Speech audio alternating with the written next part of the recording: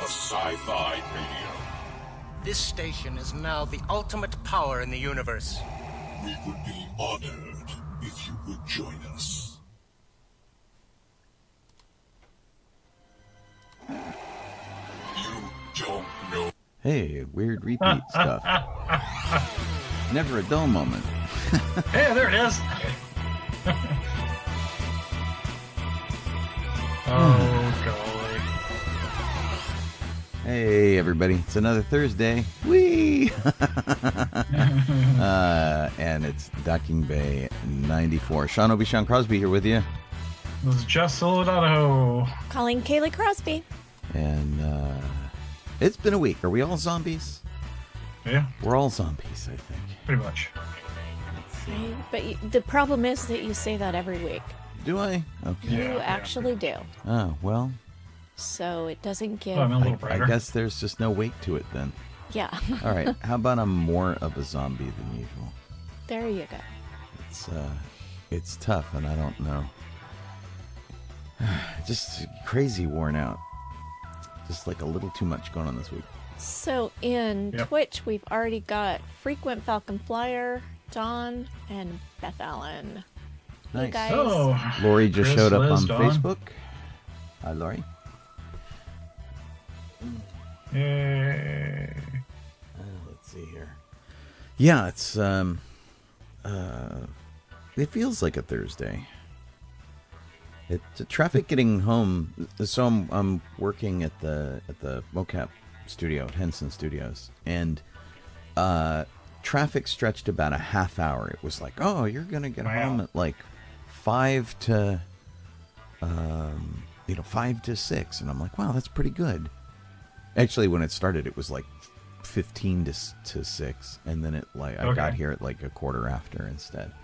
And but yeah, it was traffic was okay, except for the people who just wouldn't drive the speed limit, and so you'd like go around them and realize that there's no one in front of them. They're just not paying attention to the speed limit signs. Mm-hmm. So I was like, huh, That's gonna happen. Hey, Yep. Talonthorn. definitely. And Ellen, Kelly and Ellen. Woo. Ellen just showed up. Kelly showed up. I left to go grab some Starbucks after Sean got home. Ordered it to the wrong Starbucks and just slid in before the show started. And So I'm grumpy. and I appreciate that Colleen's like, I'm gonna save time by ordering this in advance, and then she had to go out of her way like 2 miles. Yeah, and round I had trip. to stand in the first Starbucks for a while until I realized what the problem was. Right, and that's just a bummer. Yeah. Hey, Don, I hope you visit Half Dome. I don't know what it is when he gets there. Oh, in Yosemite, that's cool. I think that's what it's called, right? Half Dome? Yeah, Yeah. but I mean, I My name kind it of, wrong? I don't want him to actually visit it. I like Oh, you can look see at it. it, but It's like don't. right there. Right. Yeah. Don't be climbing Half Dome, Dawn. Right, climbing Half Dome. Yeah. Hopefully, he says there's too much snow. Okay. Hopefully, though, the That'd be nice and pretty. Yosemite, the hotel they have, that big fancy hotel. Oh, really? The yeah. Tenaya Lodge. The That would be Yakalashi cool. Lodge or whatever it is. Yeah, whatever it is. I don't know. I think what it's it called is. Tenaya Lodge. It's where Brian and Tracy got married, right? Yes. The one that they No. used as the guide know. for Twin Peaks. Yosemite Valley Lodge? I Oh, I don't have know. no idea. I only know the real fancy Native I think American it's one. Tenaya. Is that the one that you're saying, Sean? Yeah, or is that what Jeff's saying? Tenaya Lodge. It's the one that they use the interior of as the No, the Awani is what I was thinking of. the Awana. I don't even know what that is. It's Yosemite's only luxury hotel. Oh, well, okay. You know what I'm thinking of? I'm thinking of Sequoia. Yeah, it's like Yaksachi or something weird like that. in, Tenaya- like, Sequoia. Tenaya Lodge is just outside of Yosemite, I think. That might have been where I stayed when It's I took the kids and went to my sister's wedding. Tenaya at Yosemite. Could have been that one. And Dawn says Awani. Hmm. Used to be Wawona. Oh, okay. But the Tenaya is like just at the gate. Awani somewhere to Yosemite. sleep. The Awani is actually in Yosemite, like in the valley. And the Tenaya is just before you get into the actual park. Yeah. And Tenaya is where Brian and Tracy got married. Mhm. So Okay. Yeah. now that we've had a little It's such, confusion is good to start the show with. right, I always like that. But it's been like Colleen came in to That's say every show. something, and she forgot what she was going to say, and she hadn't given enough information for me to help her along. It was worse than I forgot what I was going to say. I was trying to speak and couldn't come out with complete sentences. Yeah. And then while we were gotcha. discussing my inability to speak, I forgot what I was talking about. So, Yeah. Definitely weird. yeah. Yeah. Me before coffee. What about the weekend? No more. Our Oh, our golly. weekend plans were dashed fun. by rain. Yeah. The rotten rain came through and ruined it, so could not do Western Day at Knott's. So yeah, we were all postponed it. supposed to do Western Day at Knott's on Sunday, and they canceled Western Day. So Yeah, we said, moved it to okay, a later date. let's go on the date when it's going to be later. And then we Yeah. found out that it didn't rain or didn't rain much, and some Yeah. of the people who some of our friends went Yeah. and had a great time. Yeah. Just yeah. So Yeah. Yeah, it was definitely a drag because people posted pictures and we went anyway. Well, Although, you kind of want to go when they're doing the big day. But my Yeah. biggest disappointment is that they moved it onto a day opposite something else we were going to do, yep. which is the Dickens Festival. Yep. So, that's annoying. Yeah, so I just said, well, I'm going to miss Western Day this year and go to the Dickens Festival. well, the to be fair, the Dickens Festival is 2 days. Yep. It's a Saturday and a Sunday, and the Western Day is only the Sunday. Yep. The problem for Sean and I is that I have already promised us to be at an event on Saturday night. Exactly. So if we could go and get back in time, which I'm not really positive of because it's really far away. Yeah, it's ends at 2:00 or something usually, or something like that, and then whatever. It ends... The Dickens thing. Dickens? Oh, it ends much later than that, I Yeah. think. Oh, okay. Yeah, I'll look it up. I'll let you know. But in any And then case, we'll I decide mean, what to do.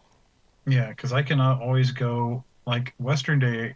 It's it's a drag. I like going to that. But then when they have Ghost Town Alive, you can show up in your Western wear too for that. Oh, okay. It's When's just not a Ghost Town special Alive? day. Ghost Town Alive is summer. Oh, okay. Well, can we do that then? Totally. All right. You can go in any day you want, pretty much, for Ghost Town Alive. Well, what we should do is kind of let it be known when we're going to go, Yeah. so that maybe other people will go as well. Yeah, Yeah, exactly. that could be good. Yeah, but it won't be until summer.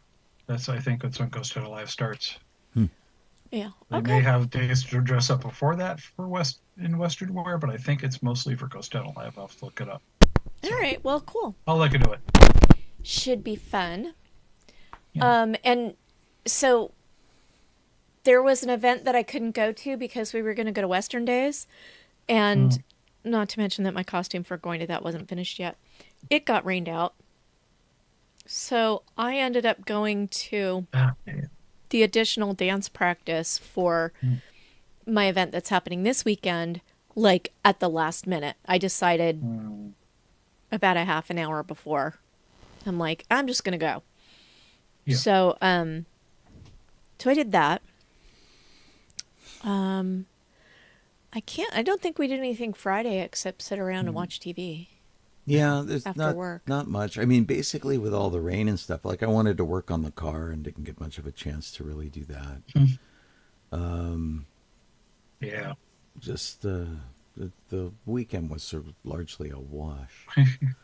I went to find parts for my car on Sunday, I think, and I ended up driving everywhere and like just failing to get what I was looking for. I've had a hard time getting parts for my car, and some of them are just regular hardware pieces, and then other ones like I went to Lukey's Hardware and I bought some stuff and I can't find it, so I assume I left it there, but I keep forgetting to call them and ask if I left it there, because my day's been really jam packed. And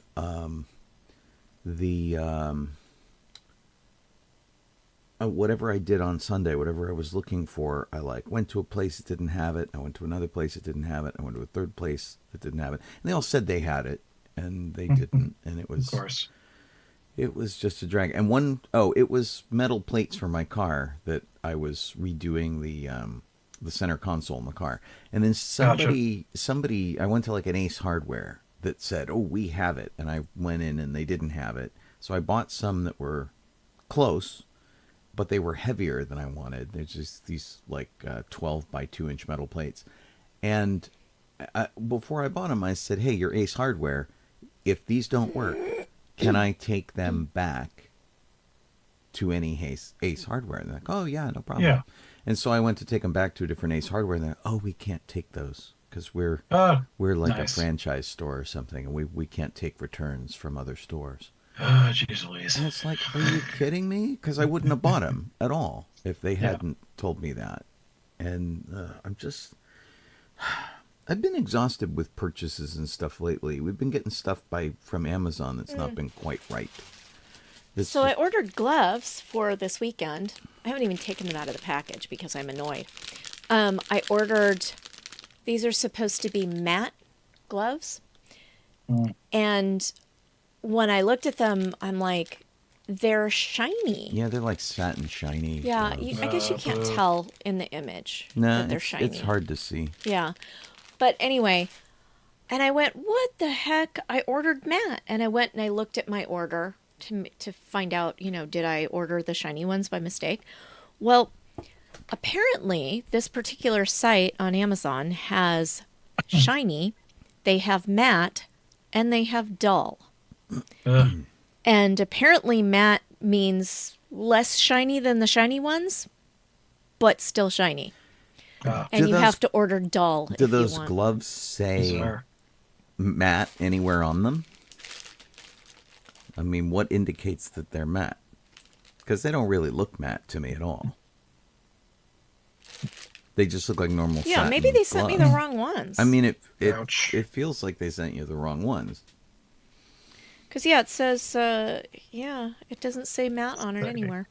It also doesn't say shiny on it anywhere.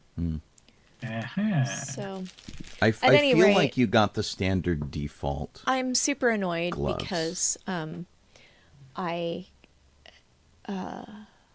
wanted to have gloves that had a chance of looking somewhat historic. And Gotcha. yeah, so... And it's not like prom season or anything, so we didn't have any luck finding any anywhere. We didn't go to the bridal store, so unless Colleen did when I wasn't here. I called the bridal store. Okay. And the bridal store said the only place that you will find them right now is downtown. So if I feel like driving all the way downtown and back on Saturday morning, I can get them, but I'm not sure I care that much. Yeah, it's just kind of a bummer.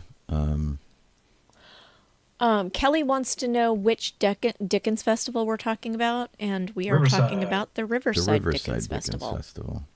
I'll give you guys the URL if you want to check it out. Riverside Dickens. Yeah, it's It is. It's like in Harupa this year, I think, It's right? Dickens it moved Fest- from the DickensFest.com, and it's at Jensen Alvarado Historic Ranch and Museum in Harupa Valley. It moved over. So that's a good, 10 or 12 miles, probably at least, away from where it used to be. Probably more. I'm not sure. Farther away from us. and Yeah. more dirt is involved, I believe. Oh, it used to boy. be on Possibly. city streets. Well, at That least is it possible. used to be like in a downtown area. Yeah. So I Yeah, wonder, it has some really cool old buildings and stuff. right? Are they still going to have like lecture space and stuff, or are they giving up on that? I don't know what have exactly they no got. idea. I don't know either. Their website is not forthcoming. That's too bad. Yeah. Joy. It just says We've had bad luck with February Dickens 25th and festivals in the area. It's Well, like Like- the last year, it got rained out. and there was one So- that we went to that was Oh, Winterfest? Winterfest, and that was They got rid of that. It was there for like what 2 years that we went, and then Yeah. it was gone. yeah. It might have been there for 3 years. Yeah, probably. But I only made it for the 2. Yeah. But it was still fun. I want to go to the one in Rupa. I am God. looking. Their website is just not got a lot of information on it. at all. Yeah. That's too bad. I mean, it tells you the address. It tells you, like, I don't know, their mission statement and a little history of Charles Dickens. And there's no Yeah. information about the actual event at all. Huh. So there's no way of knowing, like, whether they're going to have any interior spaces or, you know, like a tea Yeah, or because the only thing I see is like if you want to be a vendor or something, I'm like, Yeah. wah wah wah. yeah, that's a bummer. Yeah, So it's so gonna be different. yeah, that is February 24th and 25th. And something coming up. And next month. I guess if we don't, Jeff, what did you do Yeah. in lieu of Western Day? Yeah. Golly gee, what fun I had. This past weekend, I had to take Poe down to the vet so that he could, we could figure out what the heck was going on with him. His intestinal. They took him out. Okay, he wasn't here. Like an intestinal bug or something, and so they gave him. We did all this fun tests, and he's got medicine that we giving it to him every day, and he seems to be fine now.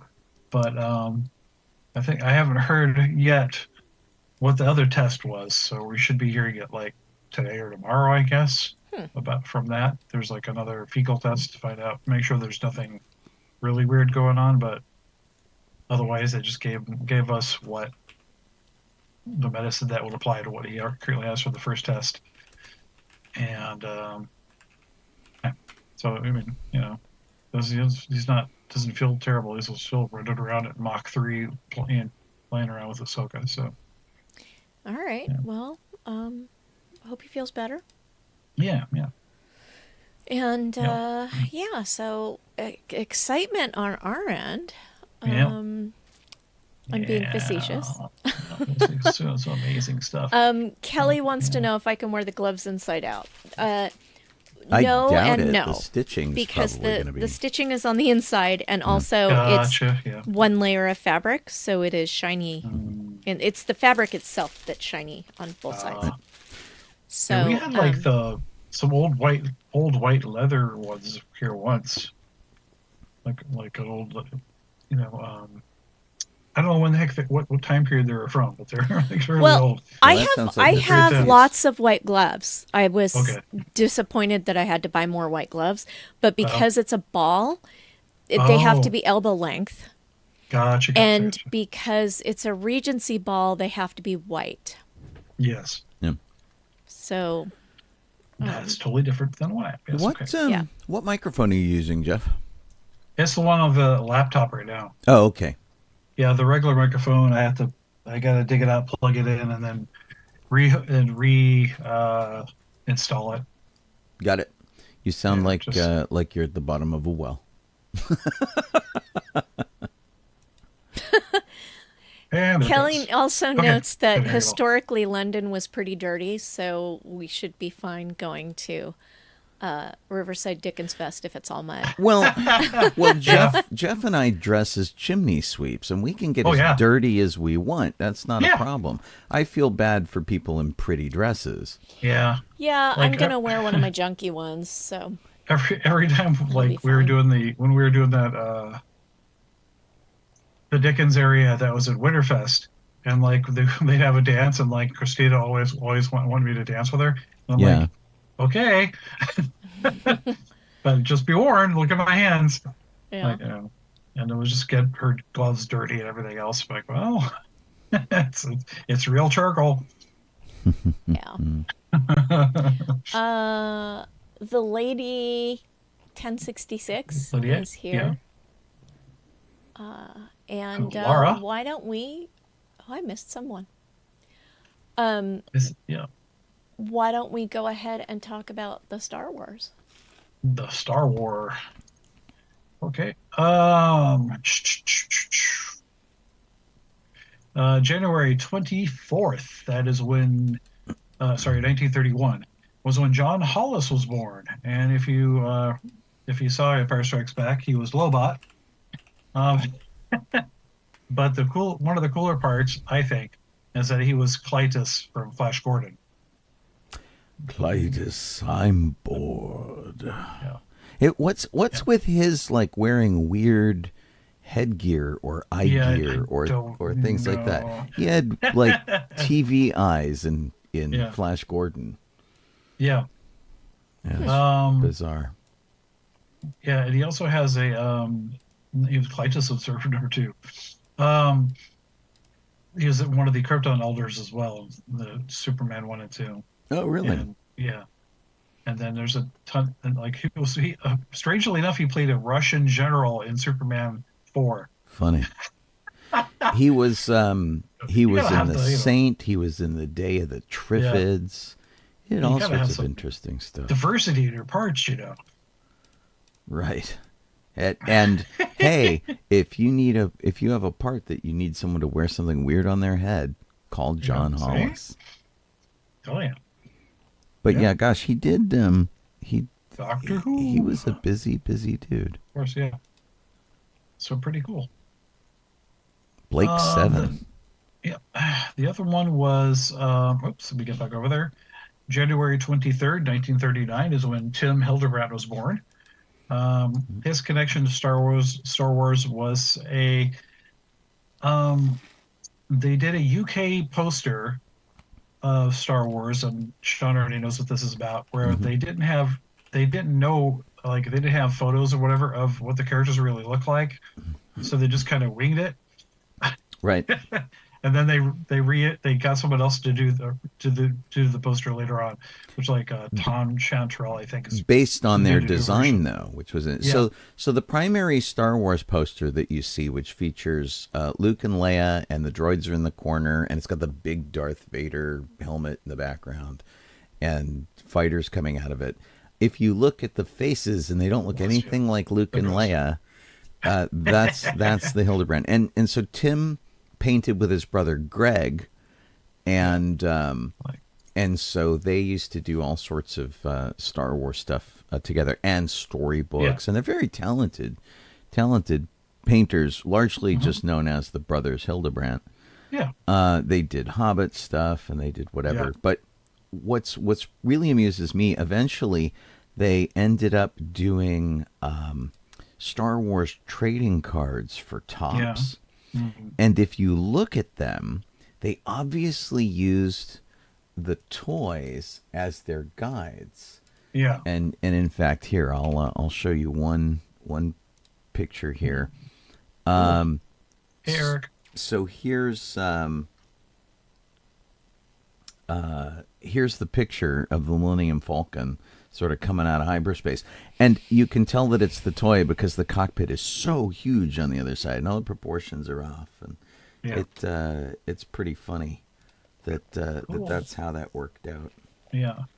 But and they both worked for Marvel, DC, of course, and did a lot of covers for other books, and like you said, D&D. and Tolkien trilogy and stuff, and actually Tolkien calendars as well. There were calendars that came out a while back that had like the Hobbits and whatever on it. Right. So Um, this is the Brothers Hildebrandt poster, which you could get everywhere. I mean, it was the most common poster they sold. But the thing is that Luke and Leia, not super accurate. yeah, he's pretty buff. That Luke. I mean, And yeah, Leia's recommend, but come on, a Luke. little. The costumes are off, and Yeah. she's sort of overly endowed with ridiculously long legs. Carrie Fisher. Yeah, I was going to say, legs Carrie that Fisher long. was not that tall. They also did a project that was sort of a concept to try to make a film that was like a science fiction high fantasy film, Uh-huh.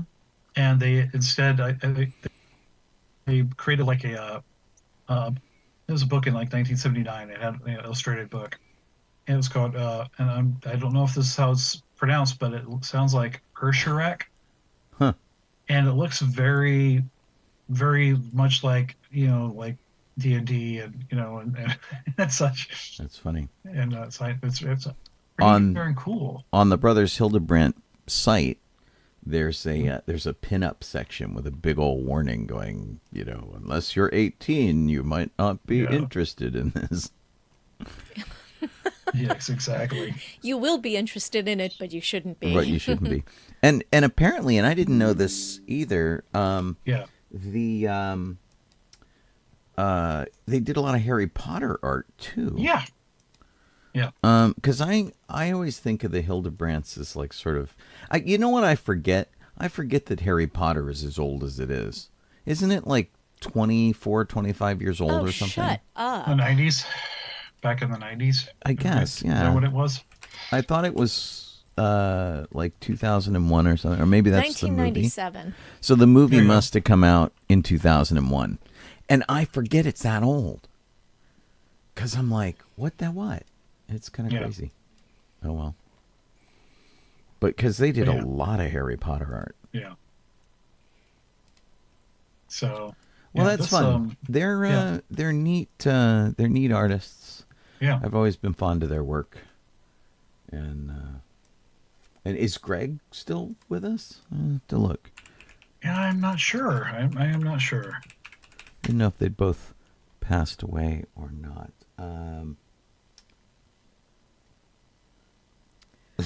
It says born Greg and Tim Hildebrandt, age 84. I don't think they were twins. Really? Could be. And it keeps referring me to the website. Let's see. I mean, 1884? Wow. Tim Man. died.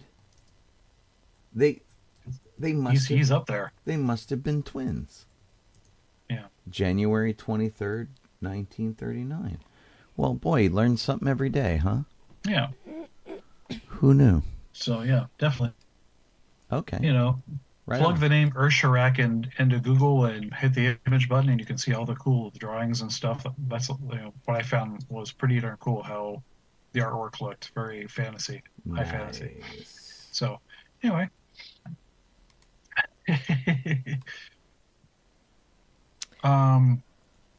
into the regular history. January 19th, 1983. That is when Variety magazine posted an ad from George congratulating Steven on surpassing Star Wars with E.T. in the box office. I remember this, and in fact, I thought I had it on my wall at one point. And they did this back and forth, like they had R2 fishing for Jaws and that kind of thing. There was one for Titanic.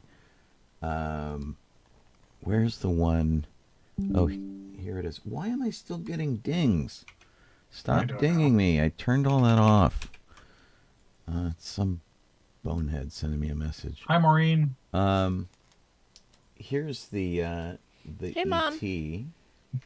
ET congratulatory thing that they did. They always Picture? do it with art, And so this has them, raising E.T. up on their shoulders, and Yeah. it's very kind of cute and not bad. I mean, it actually looks like the characters, which is a plus. Oh yeah. But Han and Luke don't seem to be concerned that E.T. is as squishy as I imagine him to be. But They're used to aliens. right. And so that was pretty good. It says, congratulations to you and your extraterrestrial buddy. I have to be careful because I'm used to the Disney ride. I almost said extraterrestrial, which is much scarier. This week, E.T. moved ahead of Star Wars to take first place in domestic film rentals. E.T.'s adventure on Earth and his gift of intergalactic friendship continue to touch us all. Your pal, George Lucas. Yeah. And there's a whole site here. E.T. had to give the crown back and gave it to R2D2. Congratulations for renewing the most enduring motion picture in cinema history. And that was a re-release for when Star Wars got re-released and jumped ahead of E.T. So funny stuff. There's like a whole slew of those. But I really do like the Titanic one. Was one of my favorite ones where all the Star Wars guys are going down on the ship. Was super cool. That is funny. What do we have next? Up, I'm sorry. January 22nd, 1985 is when I always think this is kind of funny. Is when Caravan of Courage was released in Panama, and I believe released means in cinemas. Panama. Not on TV. Yeah. Oh, okay. But in cinema. Well, that's interesting. Yeah. I don't think Caravan of Courage ever got a theatrical release in the United States. It just went on TV. Yeah, straight to like ABC or something. Yeah.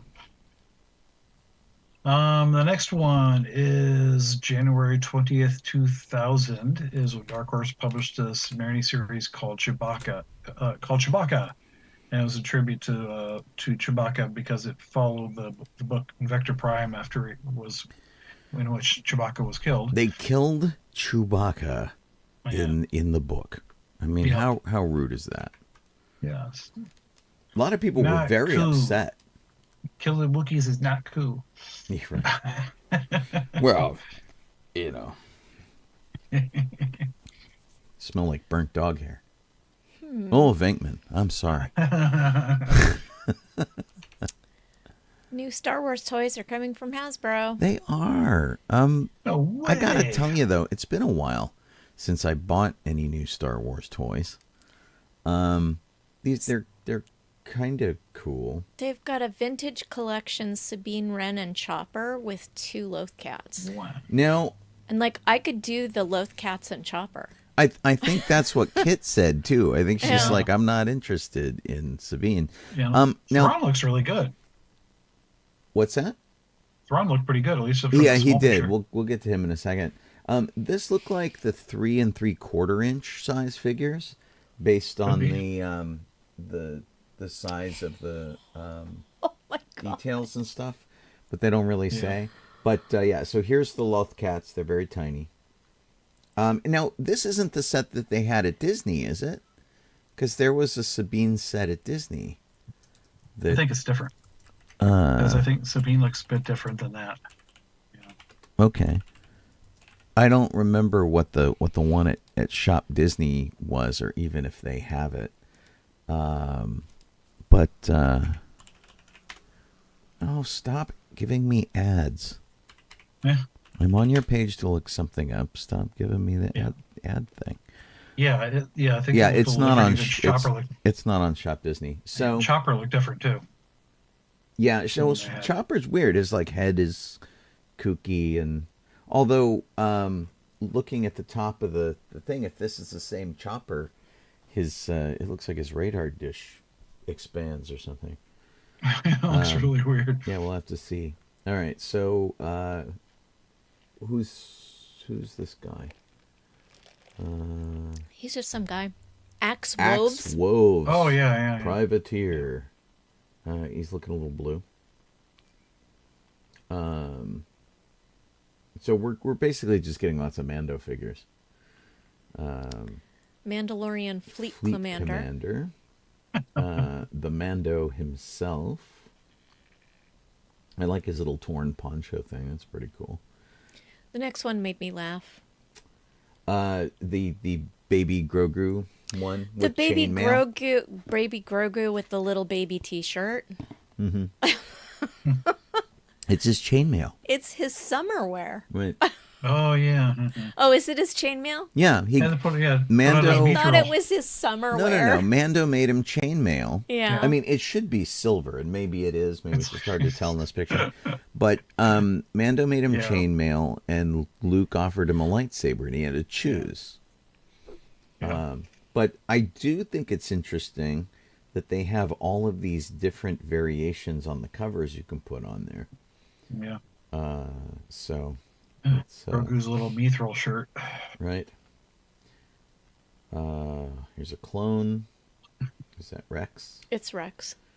Luke looks more like Rutger Hauer in this picture to me.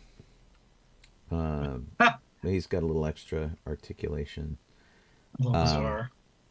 And so the vintage collection are 3 3/4 inch figures. And then the black series are the larger ones. So this is a larger Droideka, which is kind of cool, There you go. I think. Oh, sorry. Just trying to get rid of the header there.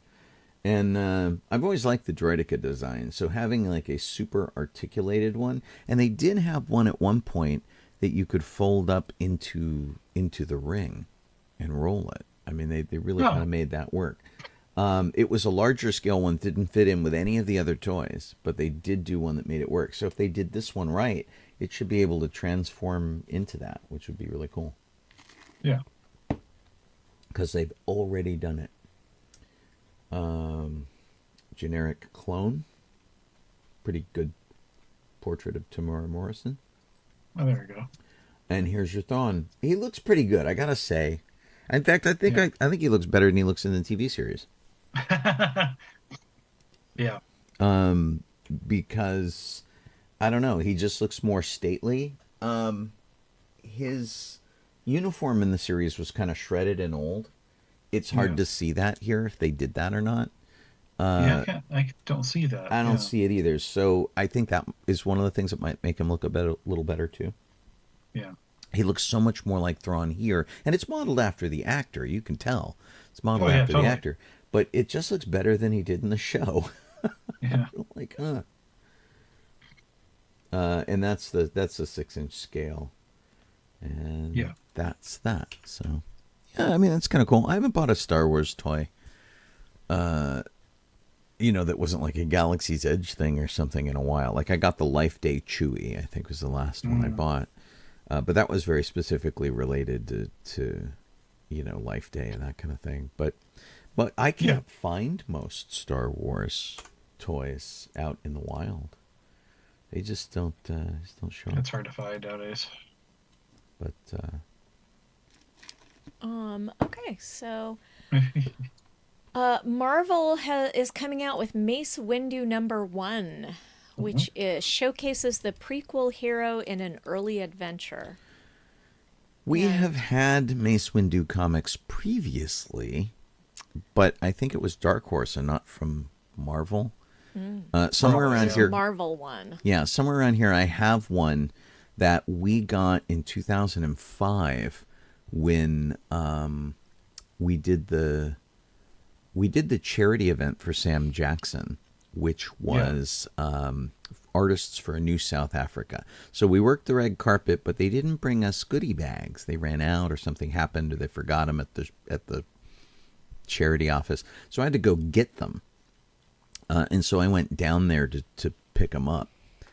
And and so it was actually funny. So Sam Jackson was actually there, which was cool. And I have a really low bar for things. Like I don't collect autographs per se, but a lot of our guys do. And so they brought all these bags to us, which were weird. They were like weird Reebok bags full of stuff, and they had the light up spoon that Kellogg's had in their cereals, and a bunch of little toys and tchotchkes and things. But they contained one of these Mace Windu comics, and so I'm there and I'm looking through the bag, going, "Oh, this is cool," because they're like, "Are you excited?" Yeah, they wanted to know that we were all excited to get this stuff. And I was picking up like 10 of these bags. And so I'm looking through, oh, this is neat and that's cool and yay, we were hoping to get this that night or whatever.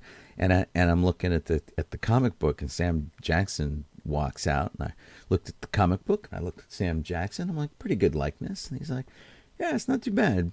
And he said, so you're just gonna take your stuff and go? And I'm like, well, I can't yet. He's like, well, why not? I'm like, you haven't signed this yet. None of these are signed. And he starts laughing, and he's like, look at this mother effer over here. And I'm like, now I can go. No higher praise. Sam Jackson just called me a mother effer, man. And that was it. I was good to go. It was really great. Wow. And everybody got their swag, and hopefully they were happy. So I'm confused about what this article is showing us. They've got a Star Wars Mace Windu, a mission before the rise of the Separatists and the Clone Wars, which says Marvel 1. Right. And then right below that, they've got, it looks like a movie poster, but it's an advertisement for this same comic, or maybe it's a credit page. That's what it is. It's a credit page. It's just credits, yeah. It's just that it looks so much like a movie poster that it was confusing to me. And then they have a 3-page, 4-page preview, 5-6-page preview of the comic. Oh, man. And this looks like a very young Mace Windu. Oh, yeah. He's, he died in the movies. Spoiler alert. So, damn. Yeah, this is like the first page of the comic with all the... Right, all but the in the things. comic itself, he looks even younger than on that cover.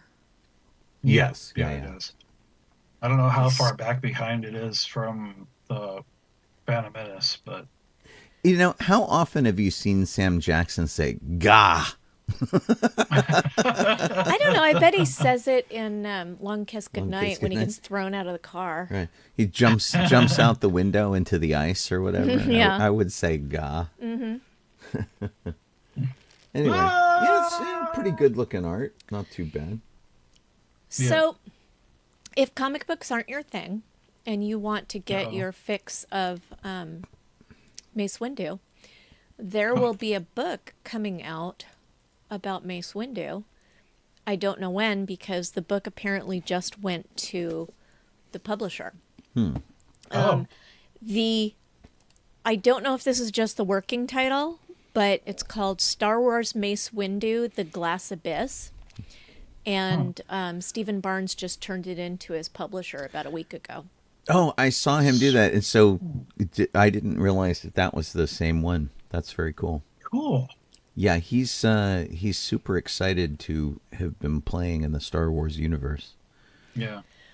Yeah, he was, last I heard, he was polishing his fight scenes.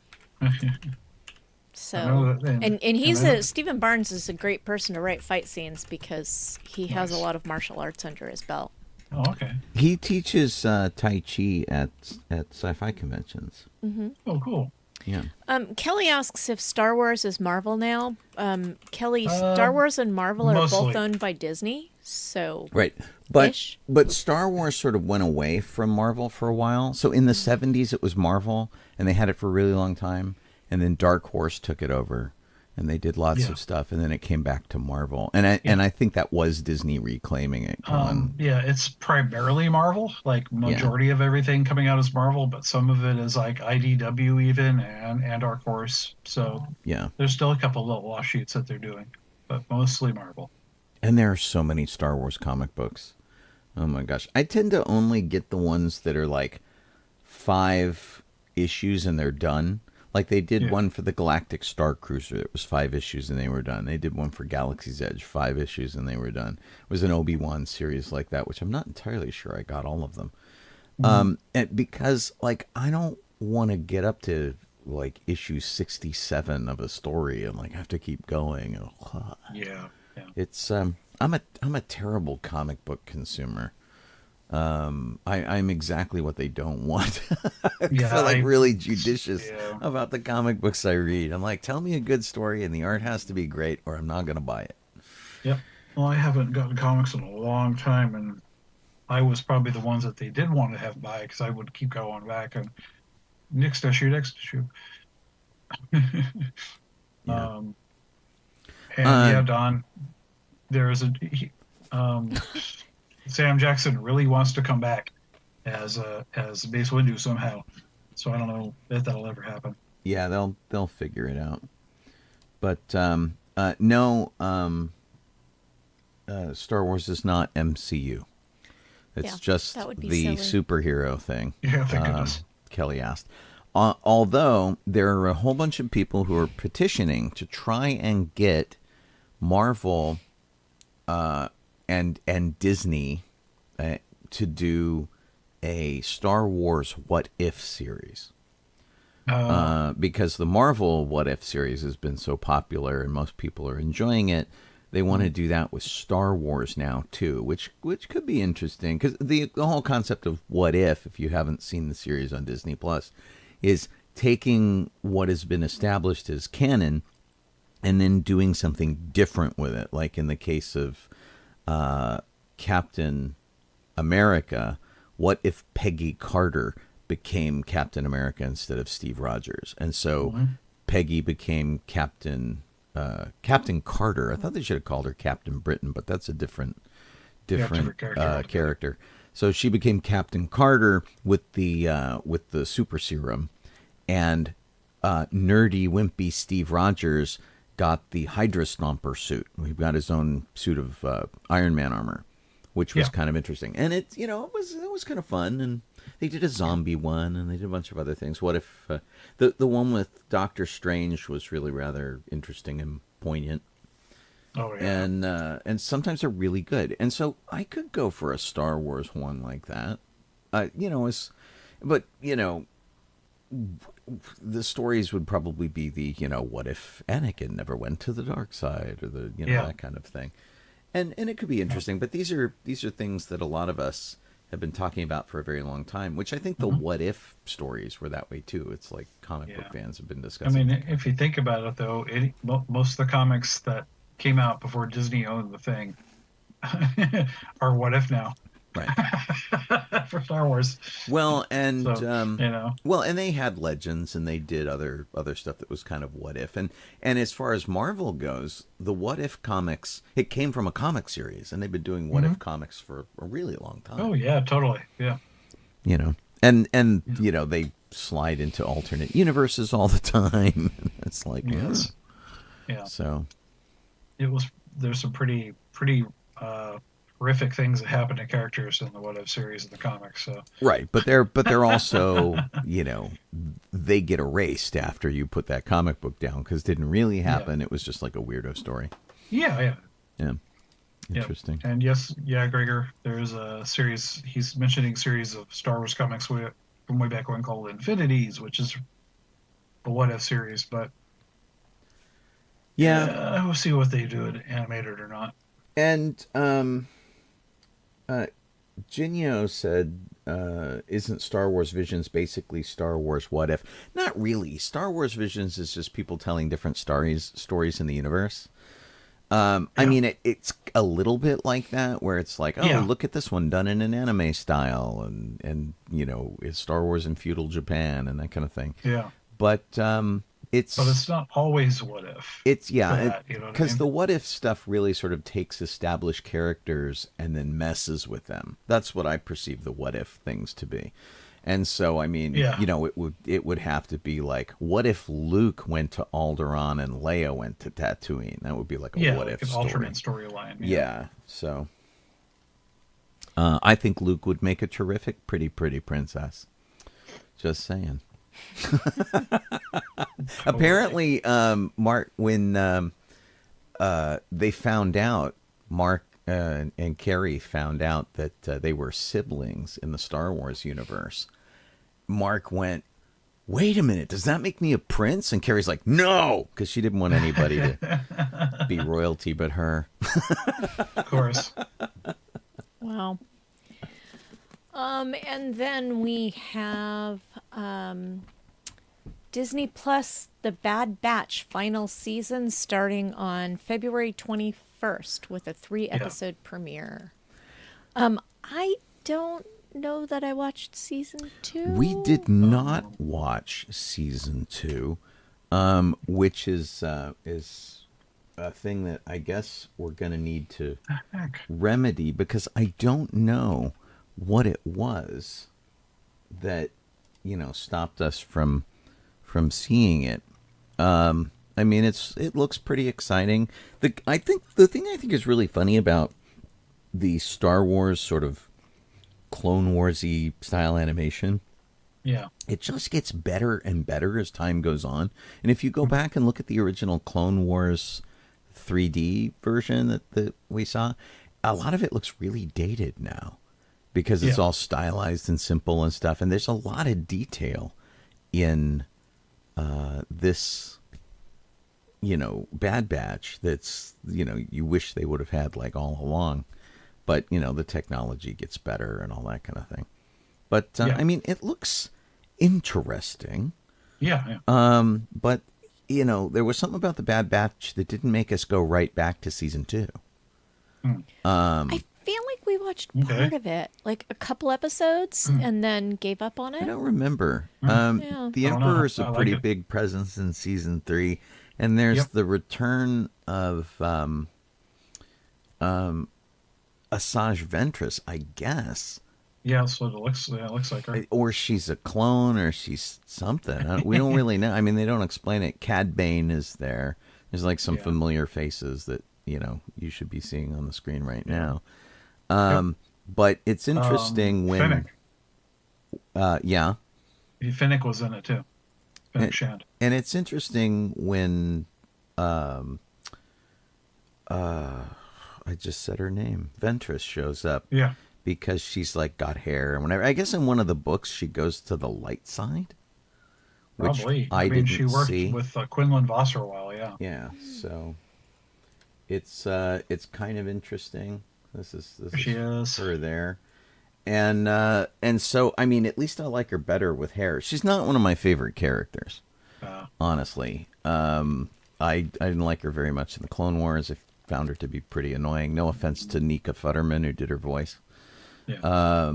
She's just like, and everybody's like, oh, it's this great thing between Obi-Wan and Ventress. And I'm like, I just wasn't there for it. I don't know why. It just didn't really speak to me. But, again, age and technology being what it is, I think she looks better here than she did in the Clone Wars. And, not hair aside, it's not a thing. But, it'll be interesting to see. Check all this out. And it is the last season. That's all she wrote. Yep. So and they have as Gregor points out too, they have a dog named Gonki. So well, there's always Gonki. And yes, I answered in the chat. David asked if he couldn't remember the name of the What If series for DC, and it's called Elseworlds. Is the series of titles. Kelly asked if Colleen didn't like the Bad Batch because it was too violent. I don't think that was the case. I think it just didn't like cartoons all that engage much. us enough. And so Colleen absolutely loved Rebels, right? Oh yeah, Rebels was great. We thought Rebels was great. The Bad Batch, sort of being an outgrowth of Clone Wars and Rebels and all that kind of stuff. I like some of the performances in it and some of the characters and stuff. Like Rhea Perlman plays a really neat role in the thing, and some of the other things. But there's just something about the story that's not really clicking with me, and I think that was the case with Colleen too. I think it just didn't make us like rush to go back, going, oh my gosh, there's more of this. Yeah. And we'll watch it. It's only a few episodes. It's not a big deal. We just didn't run back to get it. But like Rebels, we've watched multiple times, and we had to like go back and refer to it to refresh us for other things that came out. And it's just a superior series. And I don't know if it's because it plays into the Star Wars movies as we know it better than some of the other things do. The animation style got better. We care about the characters a bit more. There's just a whole bunch of things to really recommend it over like the Clone Wars. And as much of an Obi-Wan Kenobi fan as I am, I just didn't like Obi-Wan that much in the Clone Wars. And I didn't care about the battles all that much and stuff. And it like didn't tell a linear story. Like Rebels, from the first episode to the last episode, kind of charts an entire story. And the Clone Wars just bounced everywhere. And that didn't work for me well either. Chronologically, it was just all over the map. Ouch. Ow. So. I thought, the only character design I wasn't real fond of in Rebels was like Yoda looked really goofy looking. He did. He looked really strange. Yeah. He didn't look much better in the Clone Wars either. He was really weird looking in the Clone Wars. It was strange. Gregor brings up that Rebels had more war crimes. That's because Rebels had Chopper. Yeah, Chopper was pretty much Chopper's got at least a high body count as Luke Skywalker. And Luke Skywalker got like a couple of million people with the Death Star. Wow. Yeah. Luke Skywalker's body count is very high. Probably higher than his midichlorian count.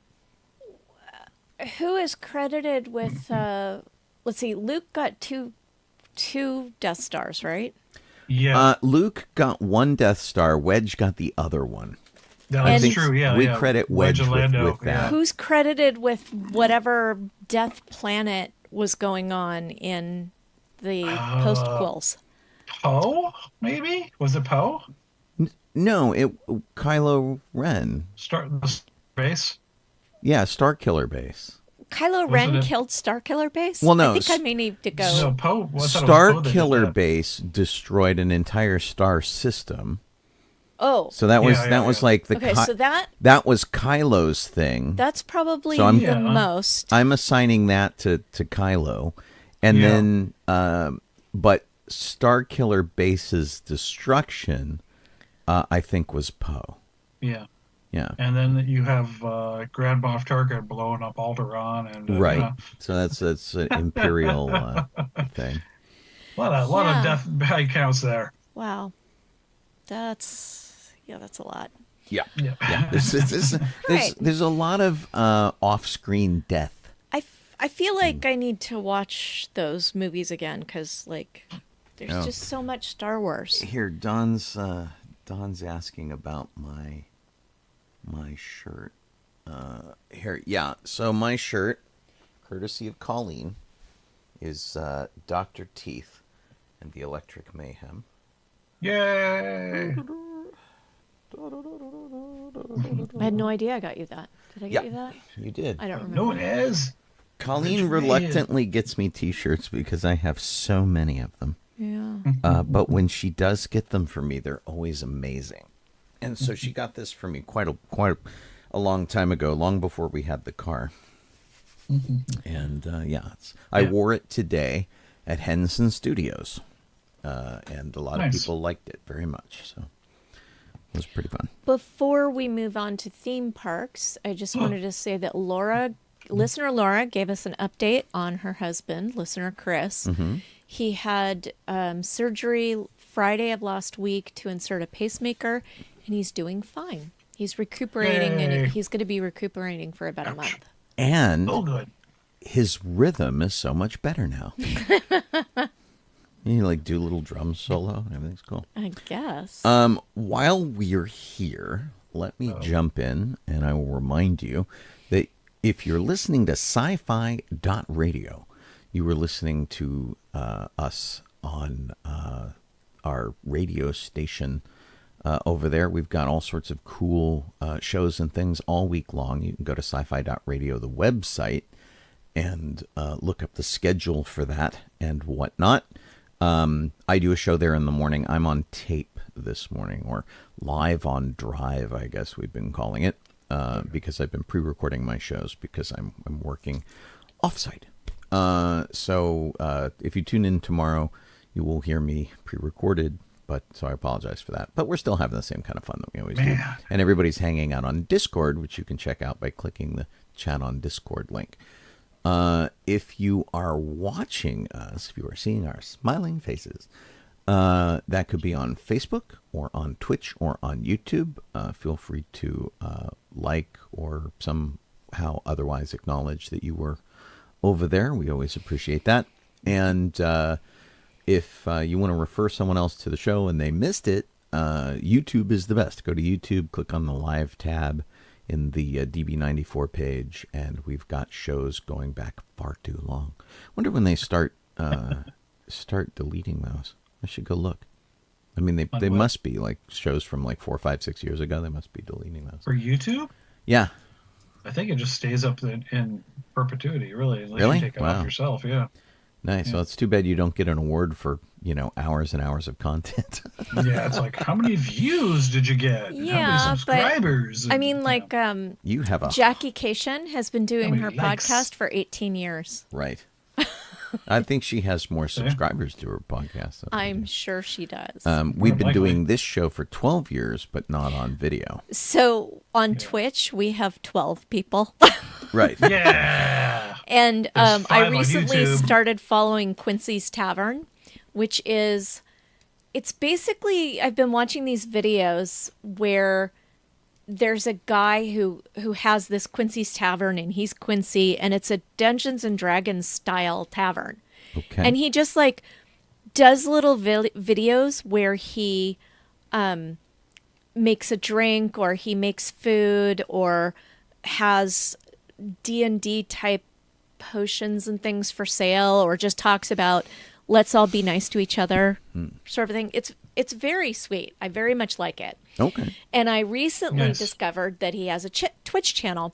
So I added the Twitch channel to the ones that I follow. And I've only looked at it like once, because really they play games over there, like video Oh, games yeah, or yeah. something. Well, And Twitch. people watch it. Like, I so don't get that. Well, and that's as what a concept. that's but what Twitch was founded around, was I know, watching but I people just don't play get video it. games. Well, Yeah. look at the people who make a living by putting their Dungeons and Dragons games up there. I don't get it. I don't get it Yeah, either. I yeah, mean, yeah, we did exactly. that same kind of thing for years and years and years. We did it.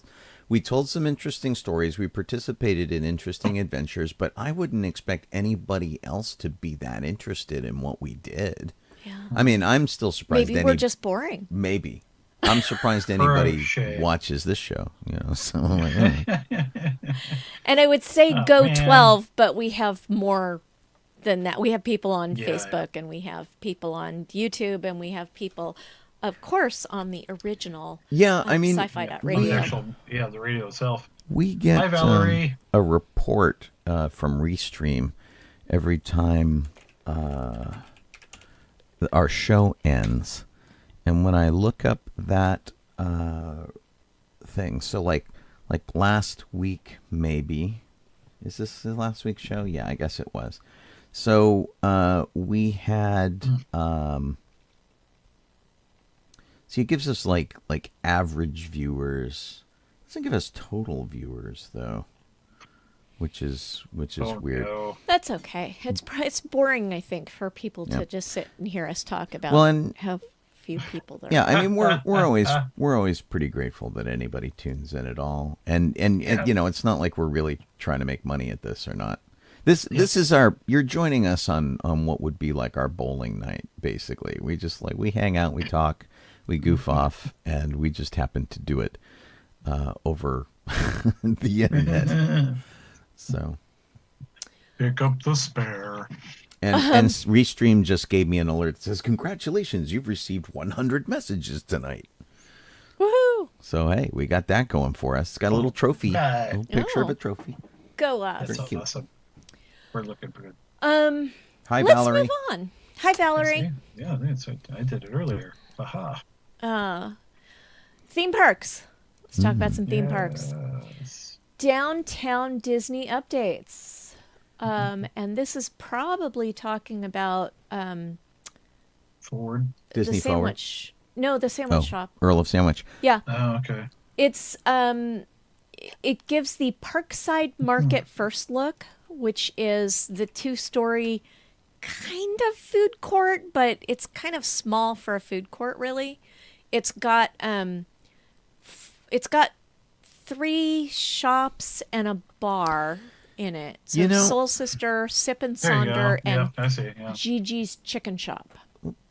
It was exactly what I thought it was going to be like, because basically I have been looking at the bowling alley, Splitsville, that they have up there as what the rest of downtown Disney's going to look like. Totally. Because they seem to be leaning so mid-century modern, and once they put that in, I'm like, that's what they're gonna do. They're gonna make everything look like that. And Splitsville is where House of Blues used to be. So it used to be this weird ramshackle giant shack thing that they had the House of Blues at. Honestly, the only place that it really bugs me that they've gone mid-century modern is Jazz Kitchen. the Jazz Kitchen. Yeah. It just Because it just freaks doesn't me out. fit. It doesn't fit. Yeah. The even the beignet store next door is like kind of okay, but the fact that they did like a facelift on it, it just doesn't look very good. This is pretty interesting. I mean, So it's got Sip and Sonder is it's a window where they serve lattes, fresh treats, frozen drinks, and Caribbean-inspired bites. okay. And that's there on the outside. And then on the inside, they've got Soul Sister, which is a fast casual modern eatery that will serve a Korean forward menu based on bibimbap, which is Korean rice bowls. And Gigi's Chicken Shop, which is chicken sandwiches, salads, and classic dinner table sides. And then upstairs, there's a bar.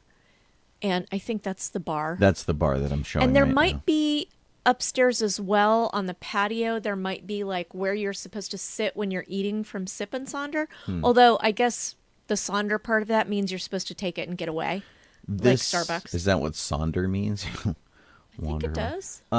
This bar reminds me very much of the Pim bar in downtown Disney or in DCA, except like more spread out. There's like more space. Oh dear.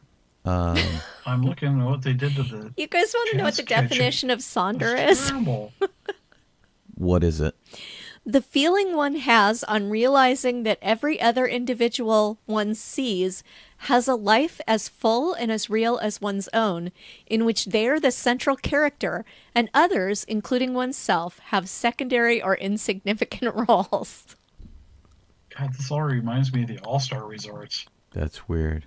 Ugh. So Earl of Sandwich, better come back with my sandwich. That's all I gotta say. So Flippin' Earl of heck. Sandwich is they're moving to a temporary location for right now, and then Yeah. they're building a 2-story location for Earl of Sandwich, where the downstairs is going to be Earl of Sandwich, and the upstairs is going to be a table service gastropub. And Aren't we done with gastropubs yet? Why would we be? I don't know. It's just like Much longer. it's just been this like weird long trip where everything's got to be a gastropub. Okay. It's a gastropub is just like a bar with restaurant food. So it's basically a sports bar, but Yeah. maybe without the sports screens. But the Earl of Sandwich, I think they were trying it out when they put it in where La Brea Bakery used to be, because La Brea Bakery has the counter service on one side, and then it had a little bit of seating. And so I think they tried that out, and it worked for them, and that's why they're building this 2-story place. Okay. The temporary location will be near the Star Wars Trading Post. So they're putting it across into where ESPN is. Maybe. It doesn't say. Because this is across, this thing I'm showing you right now, this is across from the Star Wars Trading Post right now. This is where the stage used to be, and it's a music stage that replaced the old boxy, ugly stage that they had. It looked like they just kind of rolled it out there. The other one. Yeah, kind of. It's a fake grass lawn. It's got like cushy seats and stuff scattered around it. The wall to the left has little hidden Mickeys in it, which is kind of interesting. The view that you're looking at, like right now, you can see the ESPN thing on the left-hand side, and the Star Wars Trading Outpost is on the right-hand side in the background. It makes sense that they would put it over where ESPN is because that's nothing else. That's over my there. thought. There's really nothing happening over there. And then one of the interesting things about this is that they actually contacted a local artist, and they had him design this spire on the right-hand side. And the spire on the right-hand side is representative of 4 African-American artists. And it's smaller than you think it would be. It is. And each pattern represents one of those artists. But the problem is they need a plaque there to explain that. The only reason I knew is because I know someone who knew the artist. And that's how I got like the scoop on it. But it's really kind of a bummer that that they don't have anything explaining it, because so much thought went into it, and then they don't even mention that. I guess that's it. So I guess well, and then they also talked about the new restaurant that's replacing Uva Bar and whatever was upstairs from Uva Bar. They're doing the same thing. I can't remember with that, what it's called. Making it Paseo and Tiendita. Yeah, and that's the Patina Group. Or Patina Group? I don't know how to say it. Oh, really? Yeah. So that's then you know the food's going to be good. That's kind of interesting. So they're a big deal in LA. They've got lots and lots of restaurants. I thought the previous one was the Patina Group. Uva Bar. I don't know. All I know is that this concept is from the Patina Group. Oh. So maybe they owned it right. before and then they changed it. I can't think of the name of what that old place. We used to eat there. It was something with a Uva Bar C. downtown Disney. It was. I can't remember. The Uva Bar was across from it, but I can't remember. Anyway, it was just where about. you got like the fries and stuff. No. Oh, you know what? The Uva Bar was Patina Group too. Oh, okay. I don't remember the name. Eric says Cantel. There it is. Catal. Catal. Yeah. It was Catal. That was it. Yeah. So yeah, interesting developments on Downtown Disney.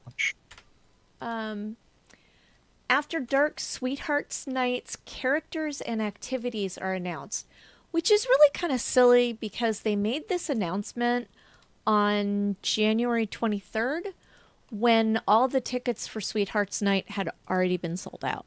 Well, and they do that a lot, and I just don't get it. Way to go. Well, Disney. I think that they don't. I think that's kind of not their fault.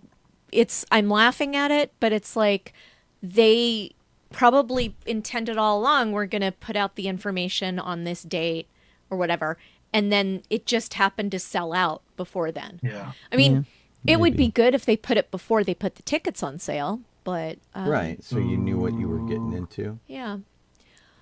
So anyway, if you're going to Sweethearts Night, there are lots of characters, there are lots of photo ops, lots of themed locations. They're There's bringing some weird characters out, like the Grand Duke. Like, who? Okay.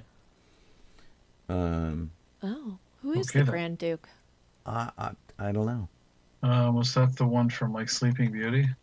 Maybe, or wasn't there a Grand Duke in Frozen? There's, Disney, some the Probably. Grand Duke. Mickey and Minnie. The Grand Duke is a supporting character in the 1950 animated film Cinderella. There you go. Okay. He's Critter? the major one of those. domo to the king. Critter Country gets Judy Hopps and Nick Wilde and Big Al. Big Al, yeah. Okay, that would almost be worth the ticket. Right there. Big Al. Mickey, Minnie, Donald, and Daisy are on Main Street with Mary Poppins and Bert. Ariel and Prince Eric, Belle the Beast and Gaston, Esmeralda and Phobos. Tomorrowland. New Orleans Space couple. Square gets Clarabelle Cow and Horace Horsecollar. I'll tell you, if it's Space Couple from the 1960s, that's epic. Because Galaxy's Edge is getting Chewbacca, Rey, and Stormtroopers. Which they have which they all always the time. Right. I mean, they got to get their loving on somehow, and Yeah. So if it's the one that I think it is for the Space Couple, I very much hope it's these guys. Yeah. I would be so there for this. That would be so cool. This would be amazing. And they had the male costume on display for a while at the Disney Gallery up above Pirates of the Caribbean, which was like super cool. But I mean, this is what I think they mean by Space Couple, and that's kind of awesome.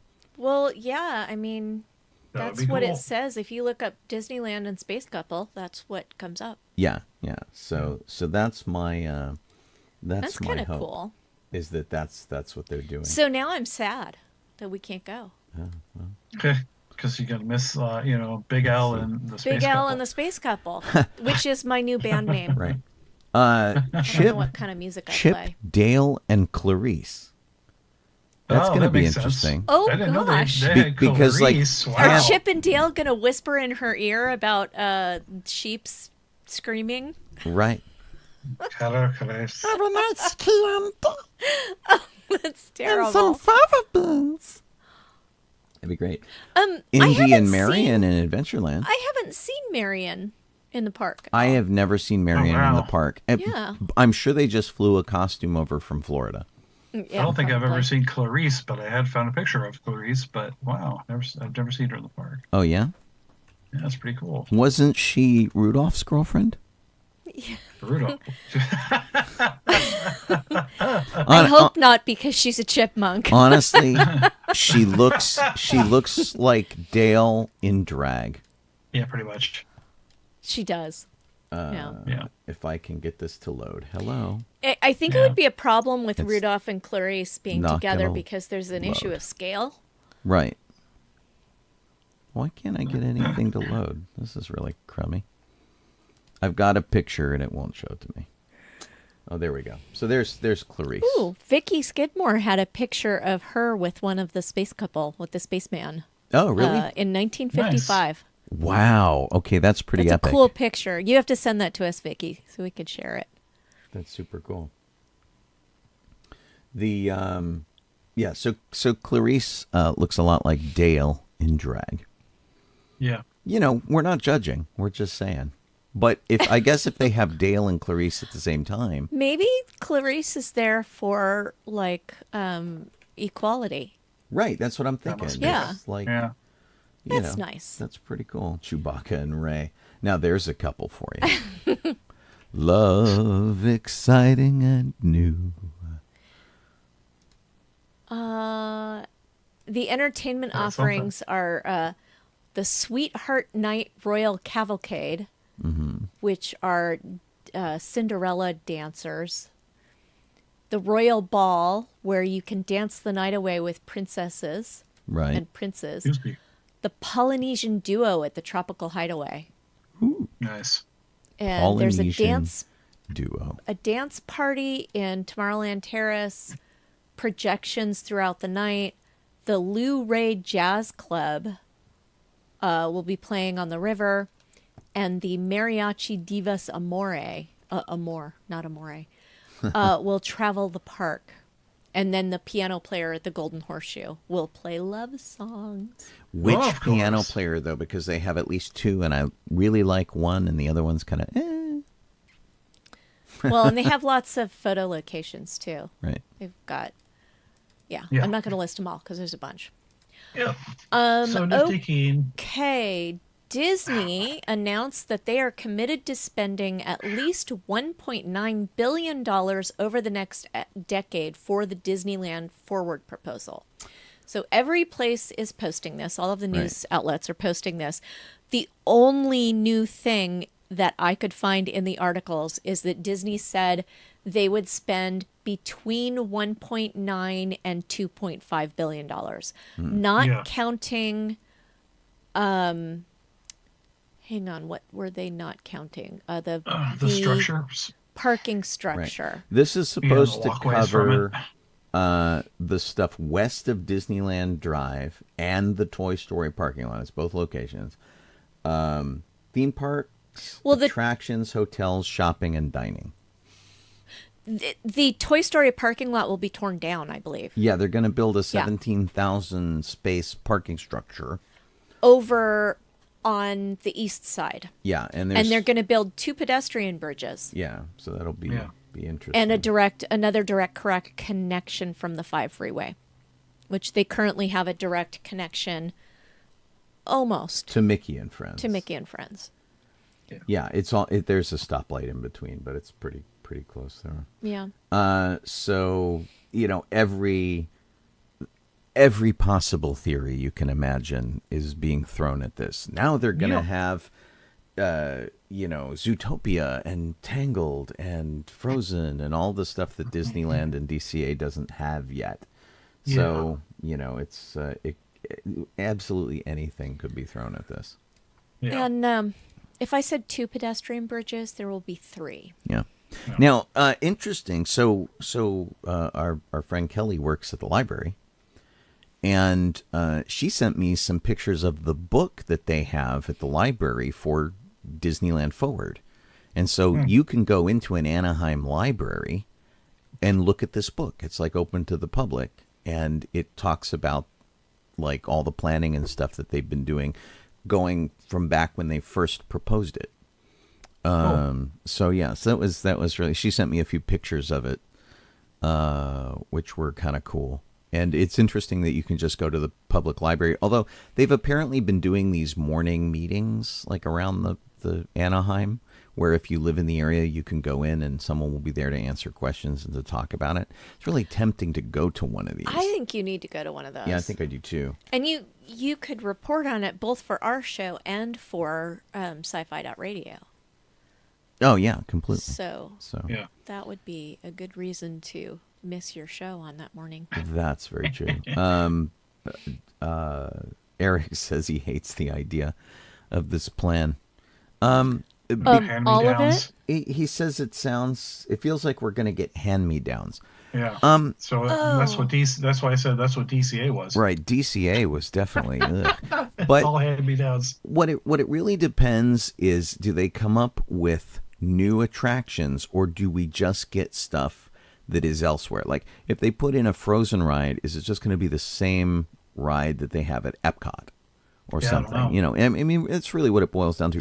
But I think they're going to see how popular the rides in Tokyo are, and then do the same thing over here, even though it's not owned by Disney. Well, I mean, if there's enough space for it. But so like the Frozen ride over in Epcot is apparently huge. People love it. Yeah.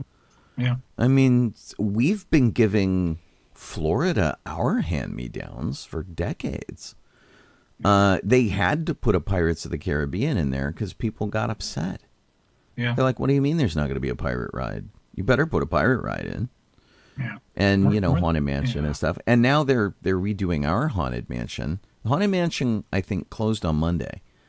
And they have already bulldozed the line queue, which they did before the attraction closed. They put a wall up, and then they bulldozed the line queue up to the mausoleums with the funny names on them, and they're making it more interactive. Yeah, they're bringing much like the line there. Yeah, they're bringing the line queue out into the park area that was there with the fountain.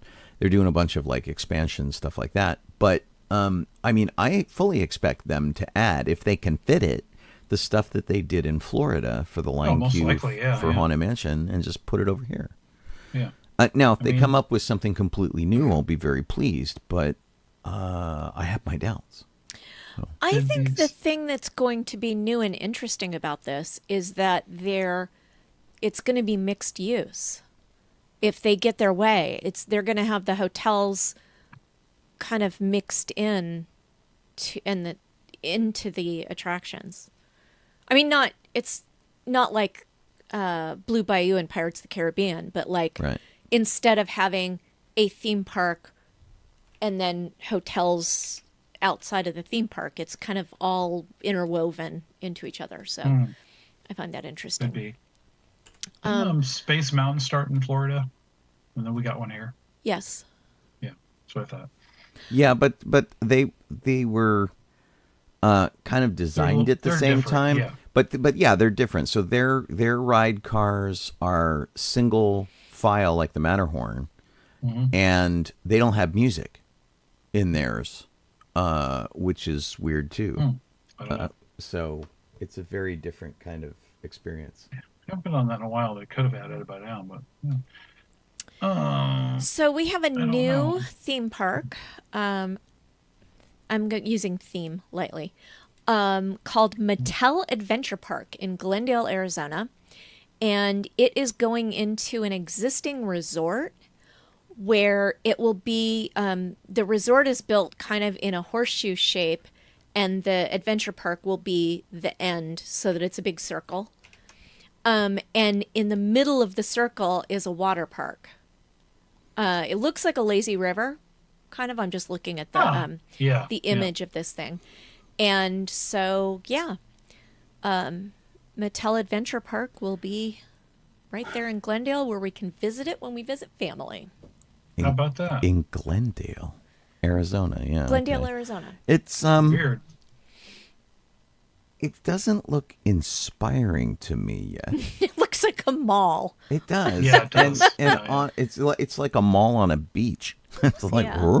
but Yeah. I mean, with with Barbie being as popular as it is these days, I mean, it could be kind of cool. I mean, honestly, if they don't have a Macho Casa Dojo thing going on, My goodness, I know. how sad is I that know. going to be? Yeah. A climbing structure made out of Uno cards, or God, so many ads on this frickin' page. This is bizarre. good housekeeping, and they just keep throwing ads at us. So Master of the annoying. Universe laser tag. Two Oh, Hot okay. Wheels roller Interesting. coasters, the Hot Wheels Bone Shaker, the That sounds Ultimate interesting. Ride, and the Hot Wheels Twin Mill Racer. Now, the Twin Mill Racer was a car from the 60s that had two seats in it. It looked a lot like the Batmobile, so that was kind of interesting. Gotcha.